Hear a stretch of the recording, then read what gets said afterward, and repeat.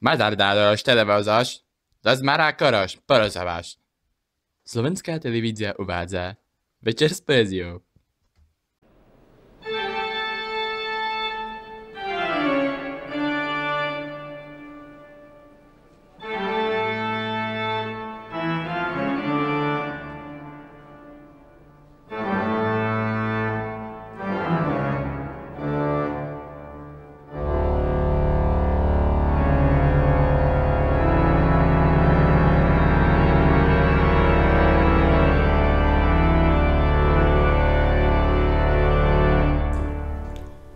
Dobrý den, vážení diváci. Vítám vás u dalšího dílu z cyklu Večerních chvilek poezie. Na začátku bych chtěl poděkovat Barboře R. za její celoživotní přínos k rozvoji mého psychického defektu. David Řeha ze sbírky o přátelích a neb záznamy o životě maniakálního psychopata. Rony.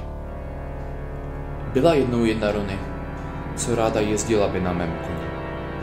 Miloval jsem ji tak slepě, až jednou skončila v mém sklepě. Tma tam byla veliká, řekla, že je prášky radši spoliká. Roky snila o životě nahoře. Její procházky, jak pochoďáky na vězeňském dvoře. Jednou neměl jsem dostatečný spánek. Zapomněl jsem zamknout její zámek. Sejdu do sklepa a ona už tam není. Pomyslel jsem si, já nechci do vězení. Na policii povyk zřejmě strhla. Večer zásahovka ke mně vtrhla. Vyvězení odporné bylo jídlo. Ve sprchách na zem padalo mi mýdlo. Po letech stýskalo se mi po ní, jejímu úsměvu, přestože se mě teď straní. Zoufal jsem, chřadl, přivadilo mě to k lítosti. Nevadí, venku jsem už od Klausovy milosti.